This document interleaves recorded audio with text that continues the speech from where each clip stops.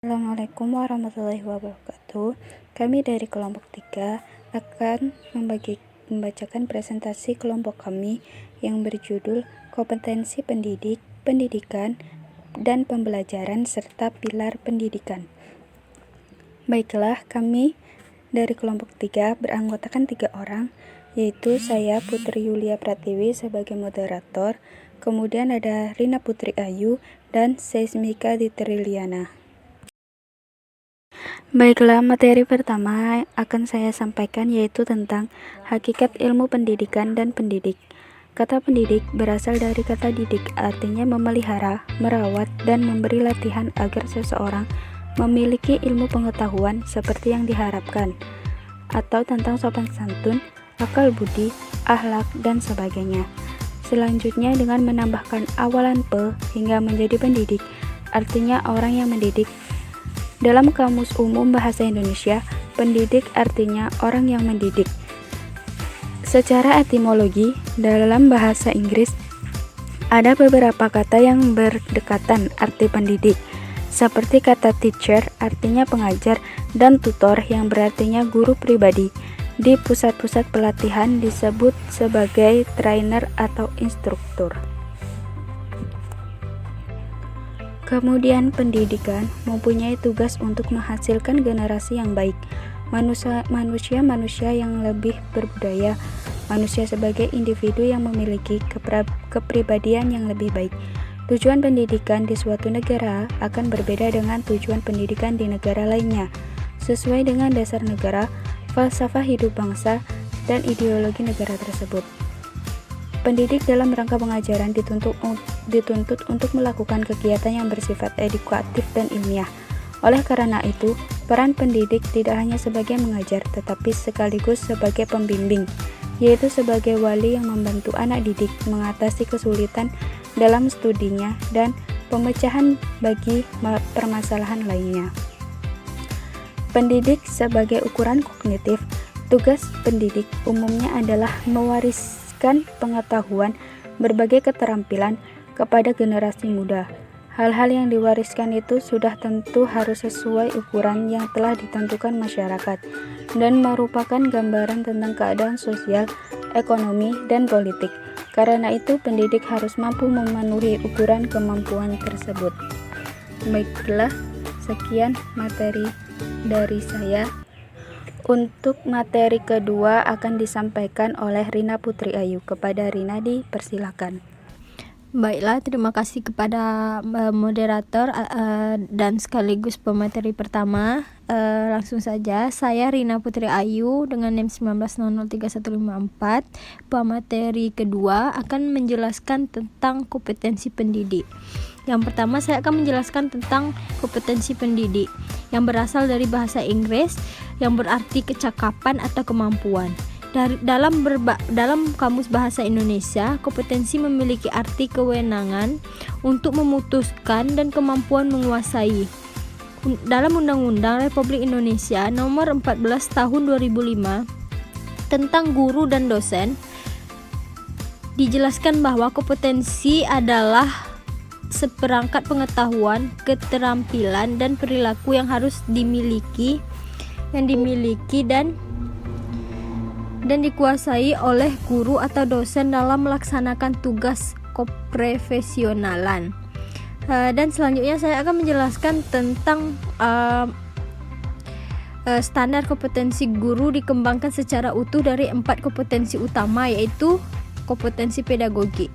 Secara etimologis, kata pedagogik berasal dari kata bahasa Yunani yang artinya membimbing anak.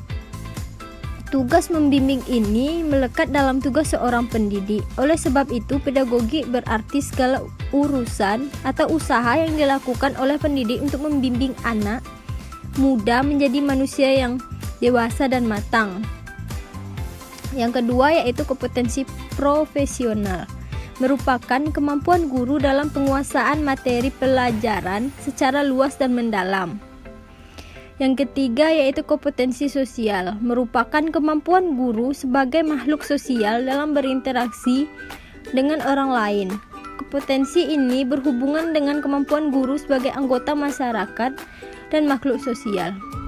Yang terakhir yaitu kompetensi kepribadian, merupakan kemampuan profesional yang mencerminkan kepribadian yang mantap, stabil, dewasa, arif dan berwibawa, menjadi teladan bagi peserta didik yang berakhlak mulia. Sebagai seorang guru harus mampu memberikan pengaruh yang positif terhadap proses belajar dan memiliki perilaku yang disegani. Sekian penjelasan dari saya ucapkan terima kasih. Saya kembalikan kepada moderator. Wassalamualaikum warahmatullahi wabarakatuh. Baiklah, untuk materi ketiga akan disampaikan oleh Sesmika Titriliana. Kepada Cika disilahkan.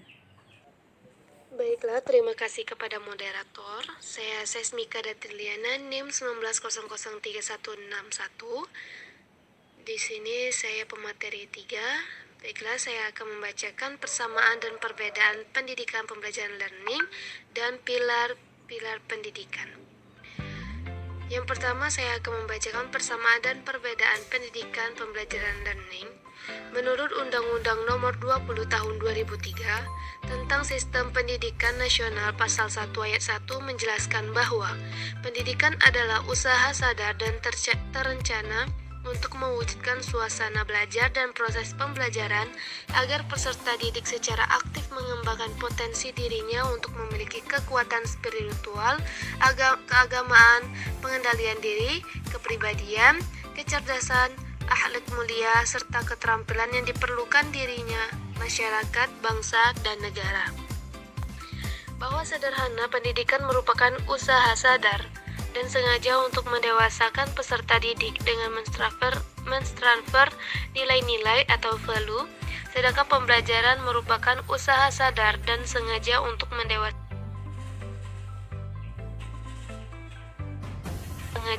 mendewasakan peserta didik dengan mentransfer pengetahuan.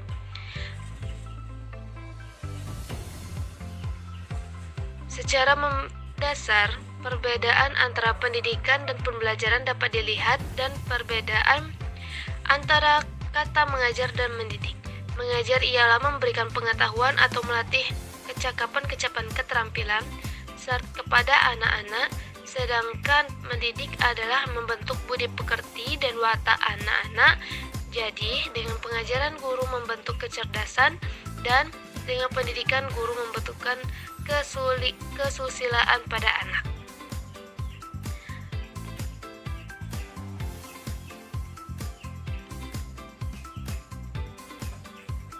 Persamaan antara pendidikan dan pembelajaran itu sendiri adalah semuanya akan mencapai tujuan jika pembelajaran bermakna dengan pengajaran yang tepat.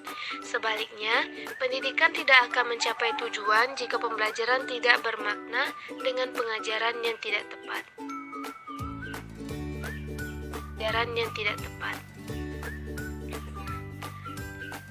Adapun persamaan dan perbedaan antara pendidikan dan pembelajaran learning yang lainnya, yaitu A. Pendidikan dan pembelajaran harus berlangsung serempak. Mungkin sekali kondisi yang terjadi di negara kita saat ini lebih banyak learning, pembelajaran, daripada pendidikannya. B. Pendidikan dan pembelajaran keduanya berkaitan dengan pembentukan akhlak atau perilaku. C. Pendidikan dan pembelajaran terlaksana sepanjang hayat atau lifelong learning. Selanjutnya yaitu pilar pendidikan. Dalam Kamus Besar Bahasa Indonesia, kata pilar diartikan sebagai tiang penyangga, terbuat dari besi atau beton. Kata pilar dalam bahasa Inggris berarti pillars, sama artinya dengan pilar dalam bahasa Indonesia.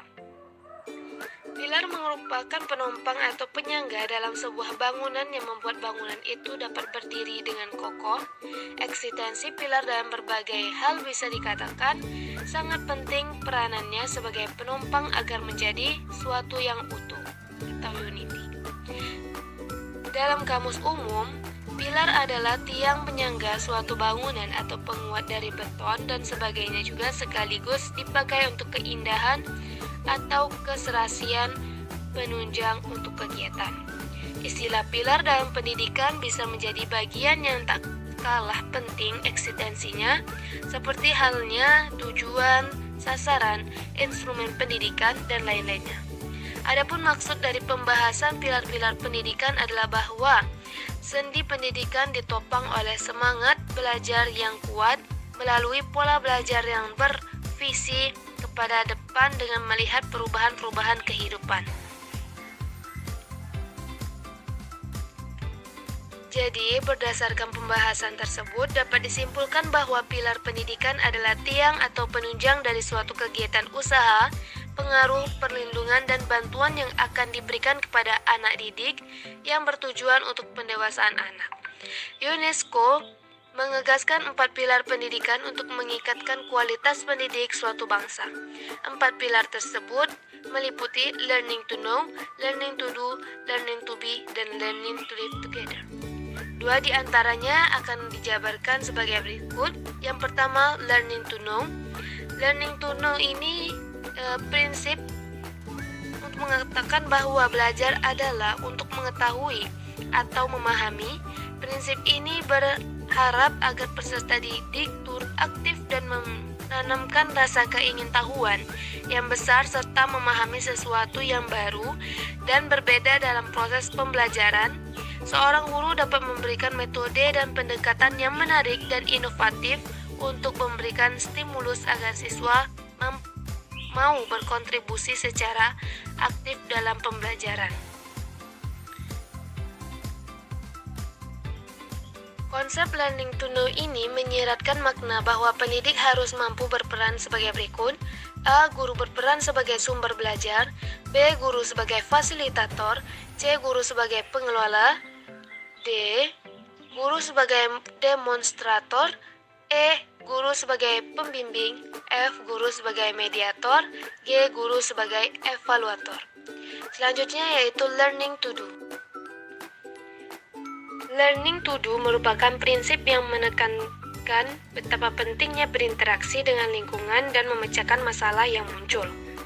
Kemampuan soft skill dan hard skill sangat dibutuhkan dalam penguatan prinsip ini. Hard skill merupakan penguasaan ilmu pengetahuan, teknologi, dan kemampuan teknis yang berhubungan dengan bidang ilmunya, merupakan keterampilan di luar keterampilan teknis. Dua kemampuan dimiliki oleh setiap individu jika dikembangkan secara seimbang maka akan menumbuhkan jiwa atau pribadi yang berkualitas. Learning to do merupakan konsekuensi dari learning to know. Learning to do bukanlah kemampuan berbuat yang mekanis dan pertukangan tanpa pemikiran, tetapi action in thinking dan learning by doing. Dengan ini, peserta didik akan terus belajar bagaimana memperbaiki dan menumbuh kembangkan kerja, juga bagaimana mengembangkan teori atau konsep intelektualnya. Nah, menurut John Dewey bahwa pembelajaran yang didapat dilakukan dengan A. Belajar peserta didik dengan berpikir kreatif. B. Keterampilan proses. C. Problem solving approach. D. Pendekatan inquiry. E. Program sekolah yang harus terpadu dengan kehidupan masyarakat. F. Bimbingan sebagai bagian dari mengajar. Sekian, saya kembalikan ke moderator. Baiklah, terima kasih. Itulah penjelasan materi dari kelompok 3. Kami akhiri. Wassalamualaikum warahmatullahi wabarakatuh.